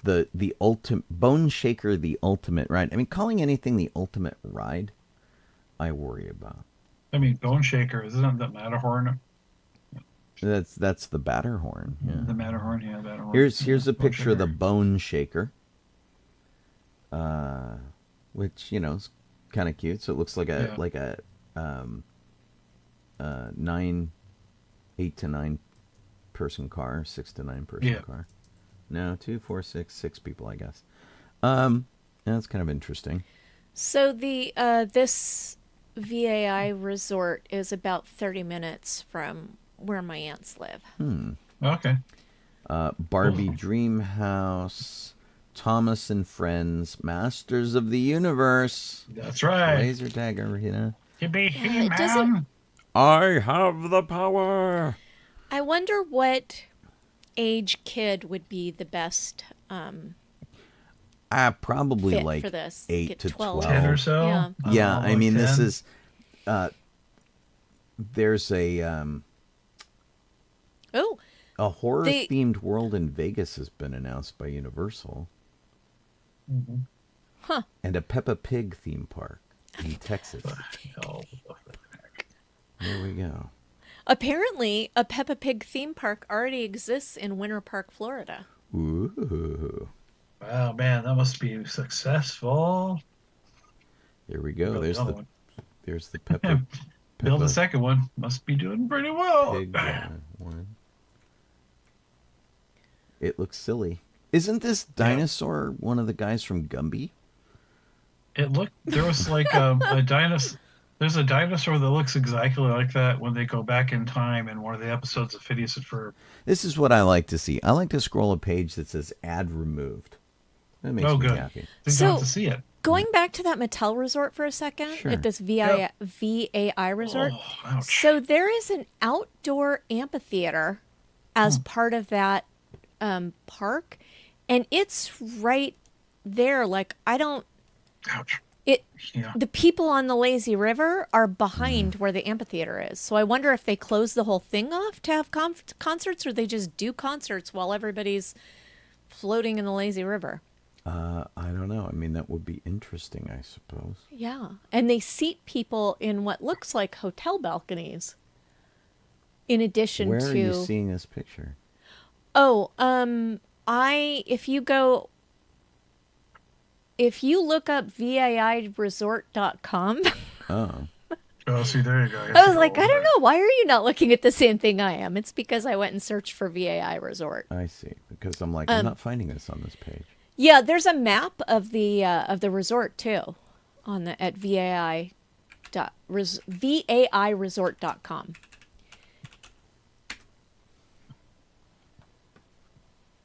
And if you click in the upper right-hand corner, there's three lines. The hamburger. Click on that. Yeah. And that's the map that I was looking at. And then you can see a close-up of the amphitheater if you go under entertainment. And this is, it's all just called the VAI Resort? It's not... This is the VAI Resort. And if you look under the picture of me, that's where the Mattel park is. Oh, I see. Yeah, I am blocking it. And I cannot click on it, so weird. Well, it's not a clickable map. Yeah, so I see. Yeah, but Interesting. Oh, well. yeah. That The is, lazy river. that's too bad. Attractions. Shopping, spa. Yeah, this looks exciting. Well, not too And much. you can't click on any of these things. There's a tethered hot air balloon. State Farm Stadium. They let you do things that they cover you with insurance. That's good to know. Right. Alrighty then. And one of their entertainments is the Camelback Ranch, which is just 2.5 miles away. Okay. It's not even in the same spot. Well, there we go. Yeah. Well, it'll be a long interesting walk to for a ride. see. I mean, we'll have to check it out at some point. Well, there's a mall there too. So even if we don't go into the rest of it, there's a mall as part of it that showed in one of the pictures, and they've got 12 dining establishments, 6 restaurants that have waterfront views, 10 bar and cocktail resort experiences, a 2-story nightclub, and, oh, this is a lie, Konos Island, the first man-made party island in the U.S. That's not true. Yeah. Well, I mean, it's not the first man-made island, but maybe it's the first man-made party island. Oh. Well, but They grow wasn't- weed right on it. Yes. Wasn't Probably. Disney's Pleasure Island? Pleasure Island? Or was that not really an island? I can I only don't- imagine no, it was no. an island. I don't think it was really an island. I think it was a little more like a Peninsula? jetty. I don't know It what was to an call it. It's like a it was an isthmus. I saw a post today about Pleasure Island from Gary Wolf, who was the guy who Oh, jeez. created Who Framed Roger Rabbit, because that was the entrance sign. I'm looking at a map of it, and it's an island. Maybe got- it's a real island. it's Maybe got it's not man-made. 2 bridges to get onto it, and it is an island. Yeah. I don't know. I think they're wrong. All it does is make me sad that Probably, the yeah. Adventurers Club is gone. Yeah. Boo. All right. Sean, you want to take the next section? Surely. We lost a few people this week. Dexter Scott King, son of the Reverend Martin Luther King, has passed away at the age of 62 from cancer.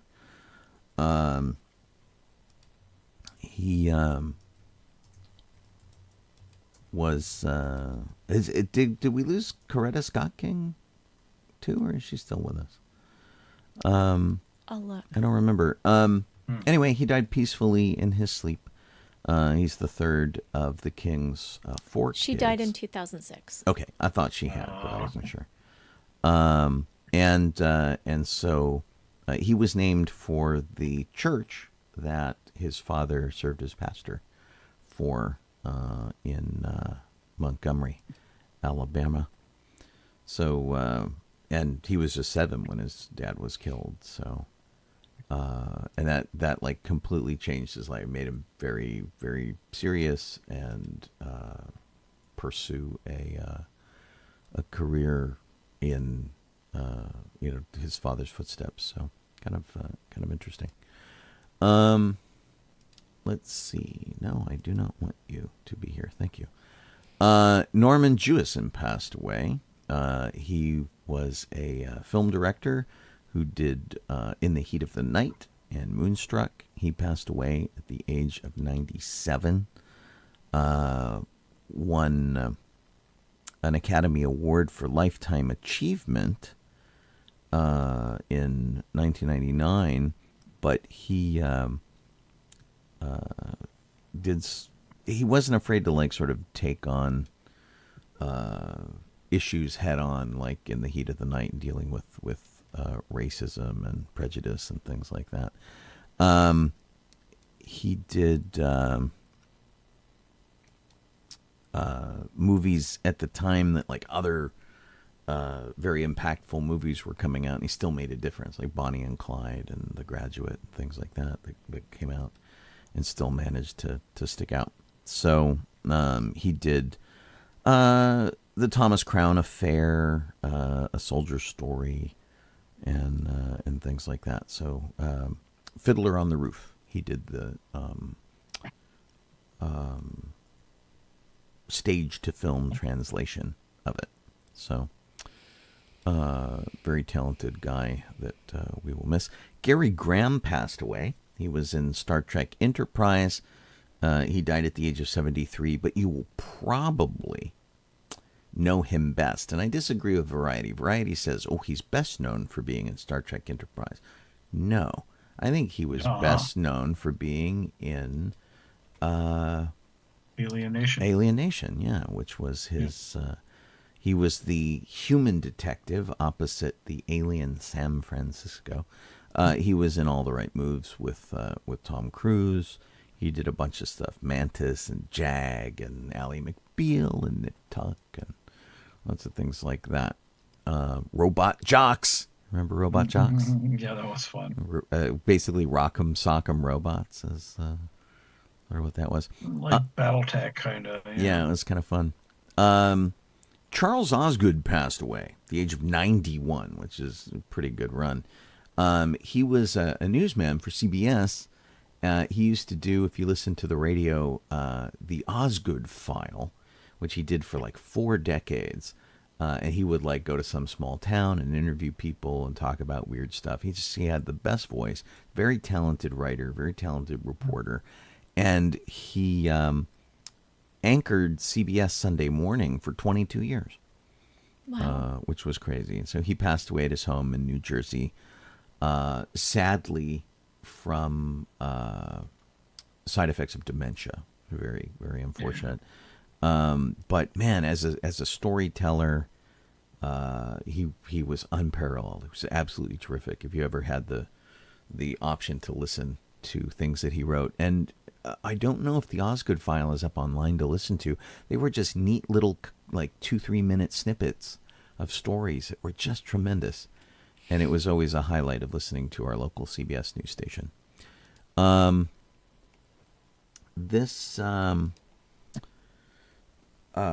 We lost somebody I knew today, which was kind of weird. She died at the age of 45. We're not sure how yet, but she was found this morning in her Vegas home. Masumi Max was a pinup model, Playboy model. She was big into like Wasteland Weekend, and she did like fetish performances and stuff. I knew her from a nudie pinup website I used to work at, and they found her passed away this morning. She's only 45. She wasn't that old. And she used to come to the website and do pinup shoots with us. She was super sweet. And she was like very scene. She was like really into all of the kind of fetish stuff and the drag scene, and whatever she committed to, she like really got into it. And so like Wasteland, she would go and dress in costume and do all that kind of stuff and be there. So and she was just in magazine after magazine after magazine. But in terms of like being part of the alt scene and alternative stuff, she was like the poster child for that. It was sad to hear that she passed away on that. And actually, I think that's it. I think she was our last one. Okay. Jeff, you want to start on the speed round? Yeah. Although I don't know what this means, but what I want to talk about has a CC next to it. I don't know what that means. Oh, just talk about it. Okay. Yeah. It's Smucker's, the jelly brand, whatever, has decided to discontinue selling or I don't know necessarily making, but selling the Knott's Berry Farm jam in grocery stores. Which sucks. Yeah. Yeah, I'm disappointed. That's my favorite brand of jam. Yeah. So The Knott's Berry Farm one? But yeah. Yeah. so that it just means, and their reasoning was basically, because they wanted to prioritize things that had continued growth potential, and I guess they felt it wasn't growing. Whatever. It's been around a long time, guys. But I mean, that was basically the corner on boysenberry, right? There wasn't anybody else who had there's a boysenberry few other stuff. brands that might have had it, but they weren't really good. But And they But, yeah. stopped a couple years back or more. It's been a I while. don't know. The boysenberry pancake syrup, which was amazing, and they stopped making it. That's been a So- long time that's been gone, Sean. And yeah, it's just a drag. That's So when everything I lost that they interest. were selling were no longer selling. You'll still be able to get at Knott's Berry Farm at their shops there, and also Yeah, online but through them. It's not at the not grocery. exactly convenient. Right. It's not Not as really, convenient no. as walking. It's not like you can Yeah. just The half park mile and to the go in grocery and buy store. it. Yeah. Yeah, I know. Yeah, It's It's a hard to drag, get to the I know, stores but- at Knott's Berry Farm. I mean the thing that the boysenberry stuff we usually pick up from Interesting. the park, because I don't know if you ever could get it in the stores, was the concentrated boysenberry punch. Yeah, we've You had get that. like a big jug of that. with If all you- poison- If you concentrated. go to the Knott's Berry Farm website and Yeah. look at the link for jam syrups and butters, Yeah. they no longer have that same label. Oh, So it is a completely different label. Yeah. We hope it's the same jam. But Yeah, I mean, I'm it's the same bummed recipe. that the labeling is just gone too. But because that Yeah. probably belonged to Smucker's. Right. yeah. I think when they designed a certain thing to go with it. Yeah. So These I these mean, are just Knott's very is Knott's. very not good labels. Yeah. And they do have boysenberry syrup, Sean. Oh, okay. Yeah. So- It's still there. You are able to get it. They also have bear jam. yeah. It's just not easy Yeah. to get it. That's all. Yeah. And of course all the Knott's Berry Farm jam and such that you can sell in grocery stores, they'll still be selling it until, of course, the stock runs out. They're not pulling it off the shelves. Right. It's just going to be until it's gone. And I then should you just have to get probably it from Knott's themselves. Go buy a bunch of it. I used to always buy the seedless raspberry. But come to think of it, I don't think my grocery store has carried it in a while. Yeah. Yeah. So, I haven't really been looking for it, but yeah. yeah. So, that's sad. Yeah, I bummer. wanted to talk about that locally in LA, the Griffith Park merry-go-round is permanently closed.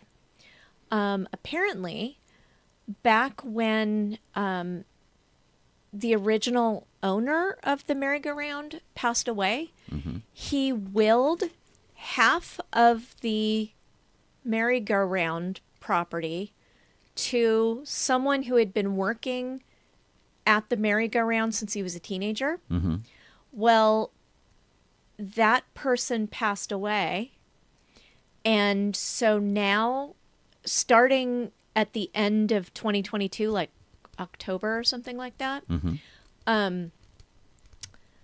they closed it, and it sits in probate court now. Who owns the other half? I don't believe the article that I read states who owns the other half, but I'm going to say that it's owned by the city or Griffith Park. Oh, okay. It might be owned... No. Yeah. This is significant because it was at this merry-go-round that Walt decided to build Disneyland. Yeah. Because he was having a boring time watching his kids go in circles, and there was nothing for adults to do. And he thought, somebody needs to do something about it, and he decided it was him. And that's where Disneyland came from. And there's a park from that. There's a bench from that merry-go-round at Disneyland in the Opera House with Mr. Lincoln. Yeah. And they also recently closed the pony rides because they said the ponies were being not treated right. Yet there are few people who can corroborate that, which is a bummer too. Yeah. And so that's really a bummer. And the reason why I found this out, it's not even that I saw a bunch of news stories anywhere. It's that someone mentioned they wanted to do a Costumers Guild West event at a merry-go-round. Right. And we were trying to think of a merry-go-round that's left in Los Angeles. And we were talking about the Griffith Park one.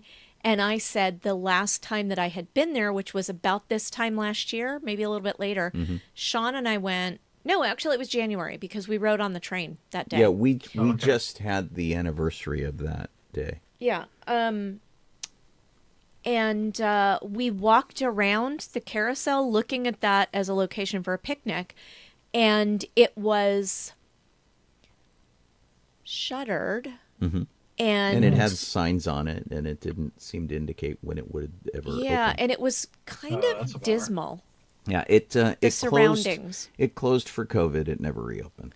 No, that actually is not true. Really? That it closed for... That was what I originally understood, and I went back and corrected what I had said. Oh. But somehow it got... that probably stuck in your mind. I guess. It didn't close until the end. I mean, it closed for COVID, and then it reopened and closed near the end of 2022. Oh, I see. Yeah. Oh, gotcha. Oh, no, you know what? I'm even wrong. Do not listen to me because that was the pony ride Oh, okay. that closed near the end of 2022. Got it. So, you were right. Sean, what do you want to talk about? The Oscar nominations came out, and there's a big fluff going on right now about Barbie not having many of its female people nominated. So in terms of actor in a leading role, or actually actor in a supporting role, Ryan Gosling was nominated for Ken in Barbie, and actress in a supporting role, America Ferrera, who was not a Barbie doll in the movie, got nominated for the movie. But Greta Gerwig and Margot Robbie did not get direct nominations for it. They're both eligible for like producer roles. Right, and it's was it, I don't know, Best Picture or something? Actually, I think Margot Robbie is eligible for producer and Greta Gerwig is eligible for writer. Right, but it's writer from like she's in the adaptation category, which is weird because it wasn't taken from another book or script or anything. Adapted from a toy. Adapted from a toy. I mean, that seems really bizarre. Well, it's not an original idea. Right. Like the whole concept of Barbie isn't an original idea. Yeah. So maybe that's what that is. In regards of things related to us for like science fiction and stuff like that, Visual effects is, of course, the category chock full of things like The Creator and Guardians of the Galaxy. And finally, for the first time in, what, a 75-year career or something, Godzilla is nominated for an Oscar. That was pretty awesome. In the visual effects department. And the reason it's awesome is this. Godzilla Minus One, which is an amazing movie, and you should totally go see it. And if you're really into nostalgia, they're releasing it in black and white, like today, Tomorrow. I think. Yeah. So you can go see it in black and white. We saw it in color, and we thought it was pretty great. The thing that makes it really interesting is that they had a really limited budget with which to make this movie. And, you know, it shows. Some of their set pieces are really limited and things like that. Godzilla looks pretty great, but they did it for something like $35 million. And when was the last time you heard of a big, giant sci-fi movie? I think they said 15. 15 million? I heard 35. But basically, it was super cheap as far as movies go. So, I wanted to talk a little bit about the Barbie snub. Yeah, sure. A lot of people are 15 million is what this says. So. a lot of people are talking about it on Facebook without facts that are correct, which is shocking, I know.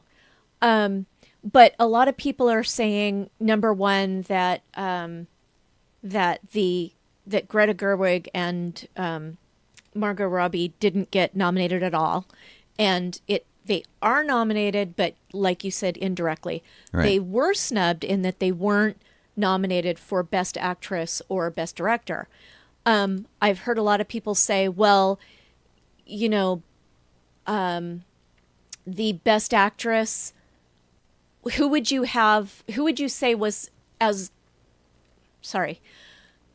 take out of the nominations to put Margot Robbie in for Best Actress?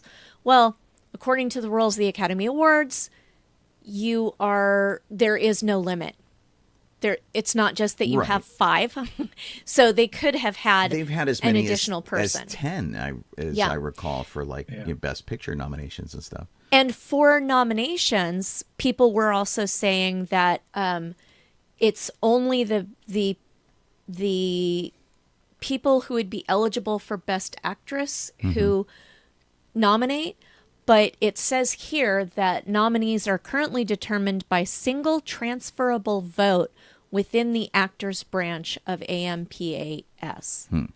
So that means that you just have to be an actor, not someone who's eligible for that award. So it's not, people were claiming only women could vote on could nominate Best Actress. What? No. I've seen a lot of crazy stuff. And I do believe that this is a snub on both parts. Yeah, I mean, it was a good movie, and the thing that it's people are really looking at it as a snub is because the women involved in making the movie have not been really nominated for it, and the guy has. It's basically making the entire point of the movie. Oh yeah, completely. Yeah. But to be fair, Barbie received nominations for Best Picture, which apparently includes Margot Robbie It's in so that. not going to get Best Picture. No. Writing for Greta Gerwig and Noah Baumbach. Actor in a leading role, Ryan Gosling. Actress in a supporting role, America Ferrera. Costume design, Jacqueline Duran. Cool. Music, 2 original songs in the same category. I'm Just Ken and What Was I Made For?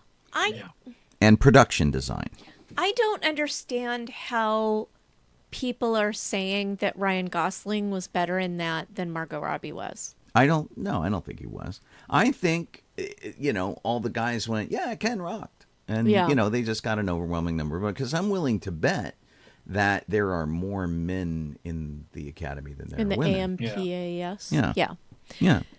And also, Oppenheimer, Chris Nolan's movie, got even more nominations than that. Mela suggests that all of the women attending the Oscars should wear Barbie pink to the event. I think that would be amazing. I will point out, Mela, that at the I think it was the Golden Globes. It was Emmys, and like the day before was Golden Globes. Yeah. Right?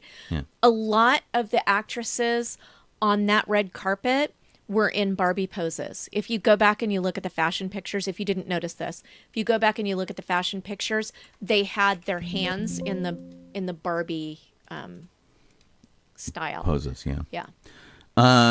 Anyway, It's true talent. so Oppenheimer got a whole big list of stuff for, music, and Emily Blunt got nominated for a supporting actress one. Cillian Murphy, Robert Downey Jr., actor in a leading role in both in the same category, which is crazy.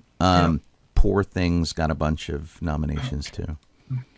Talon Thorne brings it up though that Lily Gladstone would be the first person to win an Oscar that's a Native American. Yes. Excellent. She's not As opposed to the Native American that accepted Marlon Brando's did not award. accept it. Yeah. Right, who turned it down, I guess. Yeah. Yeah. She appeared on his behalf to say and no. what is hold on a second, because Kill of the Flower Moon. see, I can't find, I'm on the Oscar site and I can't find Lily Gladstone. Oh, here she is. Killers of the yeah. Flower Moon. Yeah. Okay. Yes. But Best actress. Actress in a leading role. Against Carey Mulligan, Emma Stone, Annette Bening, and Sandra Hüller. Yeah, okay. So, Jeff, what do you want to talk about?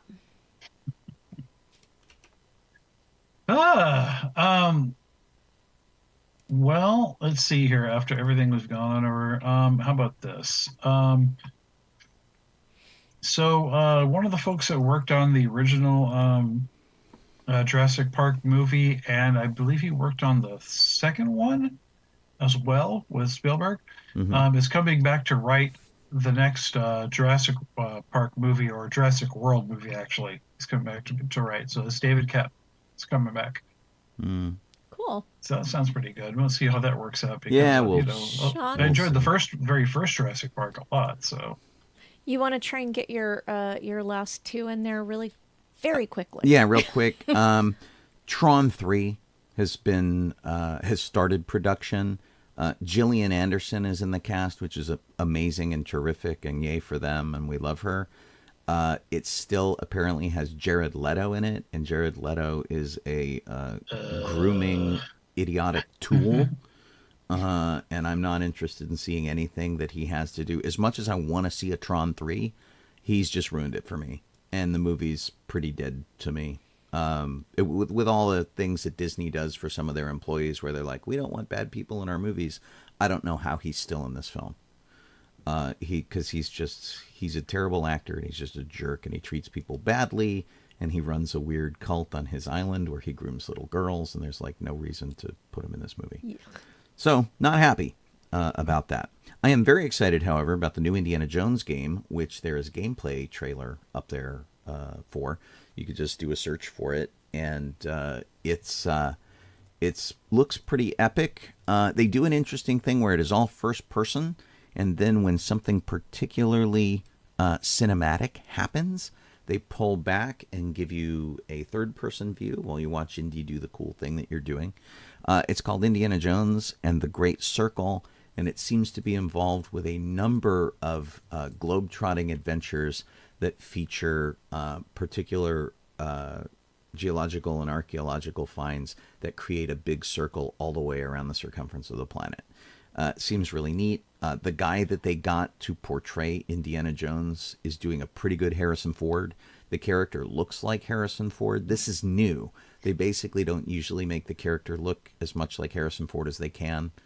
So this is kind of different that they're doing it, and that they've got somebody who's doing a pretty good Harrison Ford for the voice. This will be available on Xbox and PC.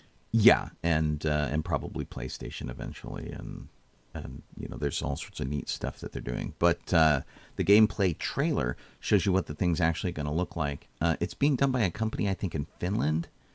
And you should check out their making of video because it looks really cool and it's got even more additional things. The company is called Machine Games, and I haven't seen a group of people more excited to be working on a game in a long time, and that bodes well for this being a really good game.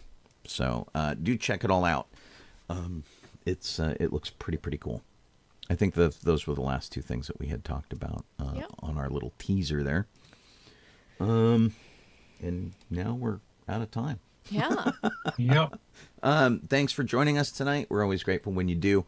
Big thanks to Kit for doing all of our document and our social media. If you are over on the Docking Bay 94 page, that's all her. She posts funny stuff and news and all that kind of stuff all throughout the week. So go check out the page, subscribe to it, follow it, do whatever you can do with that. And then we'll be back again next week. Remember, I'm on tape tomorrow because I'm out working on behalf of Colleen. And but I should have a Good Morning Tatooine show there for you, and we'll wrap out the week and be done for the weekend. And I hope yours is great. I'm Colleen Kaylee Crosby. This is Jeff Donoho. I am Sean Obi-Shawn Crosby. As always, May the force force be with you. I'll give you guys some credits over here. Our theme is by Chris Cosmomoose Medway. You can hear him on various streaming services, which is cool. Or you can go to cosmomoose.bandcamp.com and check out the cool music that he writes. And otherwise, we'll see you on this show next Thursday. Bye.